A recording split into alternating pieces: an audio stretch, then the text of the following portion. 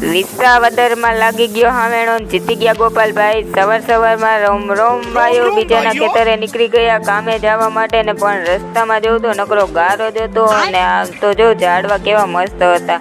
અને પછી ગારો બારો જોવાનો નહીં, આપણે જવાનું સીધું કામે। સુખનો સૂરજ ઉગી ગયો ને તુવેર સોંપી દીધી અને બગલો આવી ગયો તો અને પછી સોંપવાનું કામકાજ કરી દીધું ચાલુ હંધેની મોયરો। અને પછી ત્યાં સીતાફળી હતી તો સીતાફળ પણ આવી ગયા છે। અને પછી ચા પી લીધો, ચા પી અને પછી ત્યાં વાળીએ કેવડો મોટો ટાંકો હતો, પછી હું એને કાળી સડ્યું ટાંકામાં જો તો ખરા ટાંકામાં કેટલું પાણી ભર્યું, કાળી ઉતરી ગઈ। અને પછી ટાંકામાં તો મને આજે નાવાનું મન થતું હતું પણ મને તરતા ન આવડે, એટલે પછી મેં ખાલી કાંઠે બેસીને વિડીયો જ બનાવ્યો। હું પછી પડું નહીં હો ટાંકા અંદર, હું બાપા ડૂબી જાવ તો। અને પછી થોડીક વારમાં તુવેર સોંપાઈ ગઈ હતી એટલે ઘરે જવાનું હતું ને હાથ આખો પહોંચી ગયો હતો અને પછી નીકળી ગયા ઘરે તુવેર સોંપી। અને પછી જોઉં આ વરસાદ આવે ને એટલે પશુ ખડ કેવું લીલું લીલું થઈ જાય ને જોઉં સકડા જોયા અને ટેમ્પો જોયો એમાં ભરી હતી મકાઈ। અને પછી જો રોડ માથે કેટલા ઘેટા બકરા ચડતા હતા અને જો વાતાવરણ તો જો થઈ ગયું વરસાદ આવે એવું। અને પછી આ ક્લોઝઅપ કોક ચોટાડી ગયું છે દિવાલ માથે લઈ જાજો। અને જો બીજાના ખેતરમાં